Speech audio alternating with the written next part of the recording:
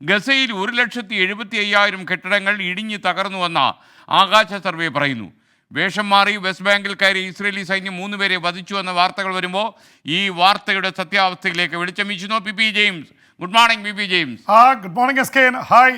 നാളെ ബജറ്റൊക്കെ വരിക. ജെയിംസ് നേരത്തെ സാധനമൊക്കെ വാങ്ങിച്ചു വെച്ചോ? അതൊന്നും കാര്യമില്ല എസ്കേൻ, പറയുന്നതിലുള്ള വിശ്വാസമൊക്കെ പോയിട്ട് എത്ര കാര്യമായി. ഓക്കെ, നമ്മളിനി വെസ്റ്റ് ബാങ്കിലേക്ക്. എസ്കേൻ, വെസ്റ്റ് ബാങ്കിലും അതുപോലെ തന്നെ ഗസയിലും വല്ലാത്ത രീതിയിലുള്ള ആക്രമണങ്ങളും യുദ്ധവുമാണ് നടന്നുകൊണ്ടിരിക്കുന്നത്.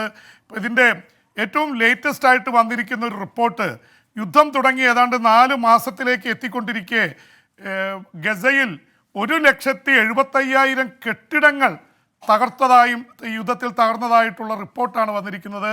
അമേരിക്കയിലെ ന്യൂയോർക്കിലുള്ള യൂണിവേഴ്സിറ്റിയും ഒരു അന്താരാഷ്ട്ര റിസർച്ച് സംഘടനയും ചേർന്ന് നടത്തിയ ഏരിയൽ സർവേ, ആകാശ സർവേയിലാണ് ഇത് സംബന്ധിച്ച റിപ്പോർട്ടുകൾ വന്നിരിക്കുന്നത്. നേരത്തെയുള്ള ഗസയുടെ ചിത്രങ്ങളും വിഷ്വൽസും അവിടുത്തെ കെട്ടിടങ്ങളും ഇപ്പോഴുള്ള അവസ്ഥയും കൂടി കമ്പയർ ചെയ്ത് അത് താരതമ്യം ചെയ്തിട്ടാണ് റിപ്പോർട്ട് പുറത്തുവിട്ടിട്ടുള്ളത്.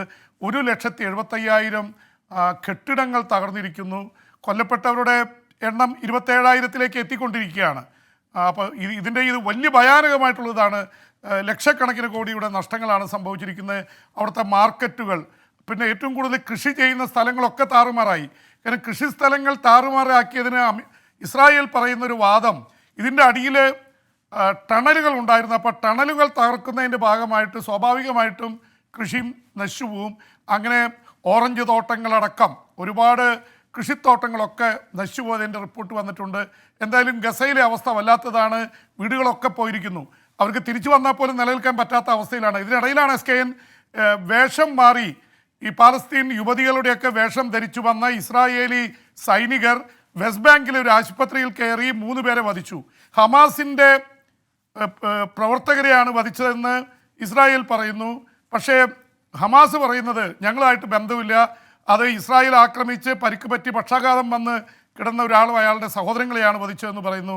എന്തായാലും ഇസ്രായേൽ വെസ്റ്റ് ബാങ്കിൽ കയറി ഈ രീതിയിലുള്ളൊരു ഇത് നടത്തിയിരിക്കുന്നു. അതുപോലെ തന്നെ ഇസ്രായേലും ഹമാസുമായിട്ടുള്ള പോരാട്ടം തെക്കൻ ഗസയിൽ വല്ലാതെ നീളുകയാണ് എസ്കേൻ. ഒപ്പം തന്നെ ഇസ്രായേൽ ഒരു കാര്യം കൂടി സമ്മതിച്ചിരിക്കുന്നു, ടണലുകൾക്കുള്ളിൽ കടൽ വെള്ളം അടിക്കുന്നു എന്നുള്ള വാർത്തകൾ നേരത്തെ വന്നിരുന്നു. അത് ആദ്യമായിട്ട് സമ്മതിച്ചുകൊണ്ട് ഇസ്രായേൽ രംഗത്ത് വന്നിരിക്കുന്നു. പ്രത്യേകിച്ച് അവിടുത്തെ ടണലുകൾ തകർക്കുന്നതിൻ്റെ ഭാഗമായിട്ട് കടൽ വെള്ളം പമ്പ് ചെയ്ത് കയറ്റുകയാണ് ഗസയിലെ ടണലുകളിൽ എസ്കേൻ. ഓക്കെ ജെയിംസ്, മറ്റൊരു കാര്യം, ഈ ജോർദാനിൽ US സൈനികർ വധിക്കപ്പെട്ടല്ലോ, അതിന് പ്രതികാരം ചെയ്യാൻ തയ്യാറാണ് എന്ന രീതിയിൽ അമേരിക്കൻ പ്രസിഡന്റ് ഒരു പ്രസ്താവന വന്നിരിക്കുന്നു. എന്താണ് അതിൻ്റെ യാഥാർത്ഥ്യം? എസ്കേൻ, ഈ ജോർദാൻ അതിർത്തിയിൽ കഴിഞ്ഞ ദിവസമാണ് ഇറാൻ ബന്ധമുള്ള റെസിസ്റ്റൻസ് എന്ന സംഘടന അവർ ഇറാഖിൽ നിന്ന് ഡ്രോൺ അയച്ച് അവിടെ സൈനിക ക്യാമ്പിൽ ഉറങ്ങിക്കിടക്കുകയായിരുന്ന 3 പേരെ വധിച്ചത്. 2 പേര് വനിതകളും ഒരാൾ പുരുഷനുമാണ്. എന്തായാലും അമേരിക്കയ്ക്ക് വലിയ തിരിച്ചടിയും ജോ ബൈഡനെ സംബന്ധിച്ചിടത്തോളം തെരഞ്ഞെടുപ്പ് വർഷത്തിൽ വല്ലാതെ തലവേദന ഉണ്ടാക്കുന്ന കാര്യമാണ്. അതുകൊണ്ട് ജോ ബൈഡൻ, അമേരിക്കൻ പ്രസിഡന്റ് പറയുന്നു, ഞങ്ങൾ തയ്യാറായിരിക്കുന്നു, ഞങ്ങൾ തിരിച്ചടിക്കും. പക്ഷേ വ്യാപകമായിട്ടൊരു യുദ്ധത്തിന് തയ്യാറല്ല മധ്യപൂർവ്വ ഏഷ്യയിൽ. അവർക്കറിയാം അഫ്ഗാനിസ്ഥാനിൽ ഇറാഖിലൊക്കെ യുദ്ധം നടത്തിയതിൻ്റെ തിക്തഫലങ്ങൾ അറിയാവുന്നതുകൊണ്ട് അമേരിക്ക ഒരു നീണ്ട യുദ്ധത്തിന് തയ്യാറാവുന്നില്ല. അവർ ടാർഗറ്റ് ചെയ്യുന്ന ഇറാനെയാണ്. കാരണം ഇറാൻ്റെ പിന്തുണയോടെയാണ് ഇപ്പോൾ പശ്ചിമേഷ്യയിൽ വലിയ രീതിയിലുള്ള യുദ്ധങ്ങൾ നടക്കുന്നതെന്നാണ് അമേരിക്കയുടെ വിലയിരുത്തൽ. പ്രത്യേകിച്ച് ഹമാസിന് സൈന്യ സഹായവും ആയുധങ്ങളൊക്കെ നൽകുന്നത് ഇറാനാണ്, ഹൂതികൾക്ക് നൽകുന്നത് ഇറാനാണ്. ലെബനിൽ, സിറിയയിൽ, ഇറാഖിലൊക്കെ ഹെസ്ബുള്ള അടക്കമുള്ള സംഘടനകൾക്ക് ആയുധങ്ങൾ നൽകുന്ന ഇറാനാണ്. അതുകൊണ്ട് ഇറാനാണ് ടാർഗറ്റ്. ഇറാനും അമേരിക്കയും തമ്മിലൊക്കെ ഒരു യുദ്ധം ഉണ്ടായാൽ ആണവ യുദ്ധത്തിന് അരിയിലേക്ക് അത് എത്താം. കാരണം ഇറാൻ്റെ പിറകിൽ ചൈനയും റഷ്യയുമുണ്ട്, വടക്കൻ കൊറിയയുണ്ട്. ഇറാനെ ഉപദ്രവിക്കാൻ ചെന്നാൽ സ്വാഭാവികമായിട്ടൊരു ലോക യുദ്ധത്തിലേക്ക് പോകും. ഇപ്പോൾ ഇറാൻ്റെ പിന്തുണയുള്ള സംഘടനകളാണ് രംഗത്തുള്ളത്. ഇറാൻ നേരിട്ട് യുദ്ധത്തിന് ഇറങ്ങിയിട്ടില്ല. ഇറാനും ഇസ്രായേലും തമ്മിലുള്ള യുദ്ധത്തിനുള്ള സാധ്യതകളും തള്ളിക്കളയുന്നില്ല. എന്തായാലും ഇതിൻ്റെയൊക്കെ പശ്ചാത്തലത്തിലാണ് അമേരിക്ക ഈ രീതിയിലുള്ള പ്രതികരണം നടത്തിയിട്ടുള്ളത്. അപ്പോൾ ഇസ്രായേൽ ഹമാസ് യുദ്ധത്തിൻ്റെ ഭാഗമായിട്ട് ഇറാനും അമേരിക്കയും തമ്മിലുള്ളൊരു അടി മുക്കുന്ന അവസ്ഥയിലേക്ക് കാര്യങ്ങളുണ്ട്. എന്തായാലും പദ്ധതി തയ്യാറായി എന്ന് ജോ ബൈഡൻ പറയുമ്പോൾ സെലക്റ്റീവായിട്ട് ചില കേന്ദ്രങ്ങളിൽ വ്യോമാക്രമണം നടത്തുക തന്നെയാണ് ലക്ഷ്യമെന്ന് പറയുന്നു.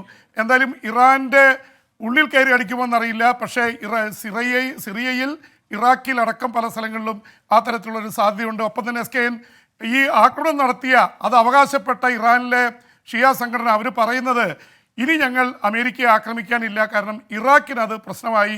ഇറാഖിൽ നിന്നുകൊണ്ടാണ് ഇറാനി സംഘടന നടത്തുന്നത്. അപ്പോൾ ഇറാഖ് എതിർപ്പ് അറിയിച്ചതുകൊണ്ട് ഞങ്ങൾ തൽക്കാലം അമേരിക്കയും താവളങ്ങൾ ആക്രമിക്കാനുള്ള നീക്കം തൽക്കാലം ഉപേക്ഷിക്കുകയാണെന്ന് അവർ അറിയിച്ചിട്ടുണ്ട്. എസ്കേൻ ജെയിംസെ, നമ്മുടെ വിശ്വനാഥൻ PM അത് പറയുന്നത്, വിശ്വനാഥാണ്, മിസ്റ്റർ ജെയിംസിനെ കോട്ടില്ലാതെ കഴിഞ്ഞ സൺഡേയിൽ കണ്ടു, തൃപ്തിയായി.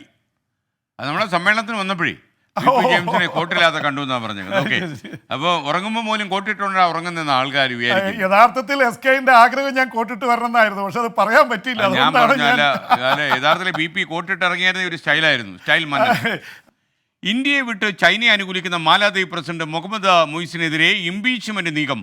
മാല പാർലമെന്റിൽ ഭൂരിപക്ഷമുള്ള പ്രതിപക്ഷം അവിശ്വാസ പ്രമേയത്തിൽ നീക്കം നടത്തുന്നുവെന്ന് വാർത്ത വരുമ്പോൾ PP ജെയിംസ് വീണ്ടും ചേരുന്നു. PP James, welcome back to morning show. PP James, ആ മാലദ്വീപ് പ്രസിഡന്റ് എന്തെങ്കിലും സംഭവിക്കുമോ? SKN മാലദ്വീപിൽ മാത്രമല്ല, പാകിസ്ഥാനിലും മാലദ്വീപിലും ഒക്കെ പ്രശ്നങ്ങളാണ്. നമ്മുടെ അയൽ രാജ്യങ്ങളൊക്കെ വിഷയത്തിൽ നിൽക്കുകയാണ്. അതിൽ ഇന്ത്യക്ക് ആശ്വാസം പകരുന്നൊരു വാർത്ത, ഇന്ത്യക്കെതിരെ കഴിഞ്ഞ ഒരു ആഴ്ചകളായിട്ട് ഏറ്റവും തീവ്രമായിട്ടുള്ള നിലപാടെടുക്കുന്ന ആളാണ് പുതുതായി തിരഞ്ഞെടുക്കപ്പെട്ട മാലദ്വീപിൻ്റെ പ്രസിഡന്റ് മുഹമ്മദ് മൊയ്സു. അദ്ദേഹം ചൈന സന്ദർശിച്ചു. ചൈനീസ് പ്രസിഡന്റ് ഷി ജിൻപിങ്ങിനെ കണ്ട ശേഷം ഇന്ത്യയുടെ സൈനികരെ മുഴുവൻ അവിടുന്ന് ഇറക്കി വിടുകയാണ്.